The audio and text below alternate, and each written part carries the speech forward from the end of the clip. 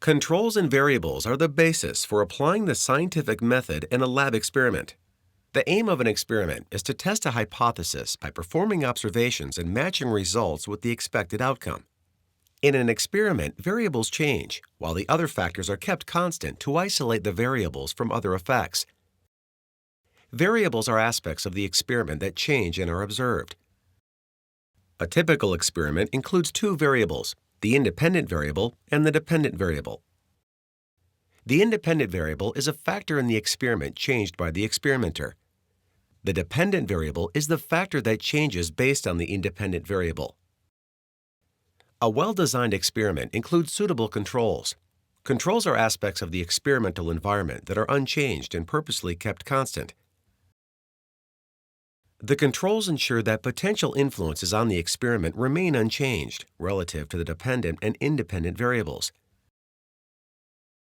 A core principle of the scientific method is repeatability. For an experiment to be repeatable, the scientist will measure only one independent variable. This allows the results of the experiment to be attributed to that single variable. Other experimenters can duplicate the experimental conditions to determine if the results are repeatable.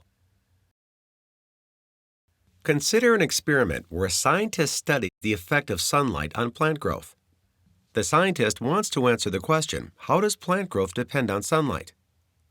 The hypothesis is that the more sunlight a plant receives, the faster it will grow. The hypothesis assumes that plant growth depends on sunlight. The scientist, therefore, controls the amount of sunlight, which is the independent variable. The dependent variable would be the rate of plant growth, assumed to depend on the amount of sunlight. The experiment measures would be plant growth with respect to sunlight, so these two variables must be isolated from other variables. This requirement means keeping constant factors such as the type of plant, amount of soil, amount of water, and amount of fertilizer. A control needs to show that the independent variable is the sole cause of change in the dependent variable. The easiest way to do this is to remove the independent variable. In this case, the experimenter measures growth on plants that received no sunlight. The control, therefore, establishes whether sunlight helps a plant to grow.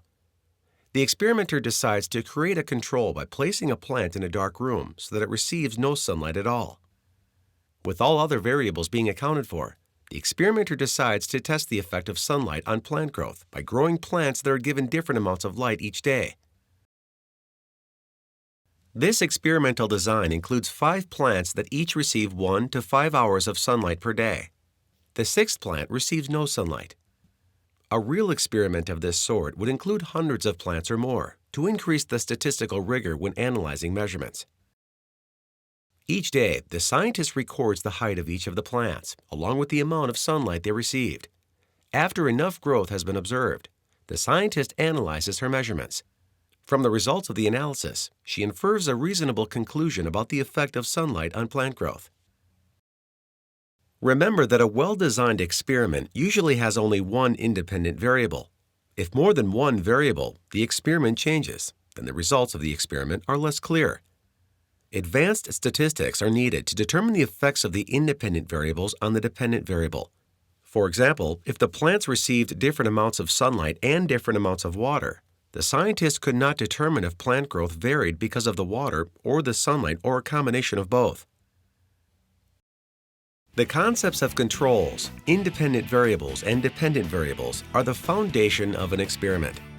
By understanding these concepts, you will design better experiments with more clear-cut results and conclusions.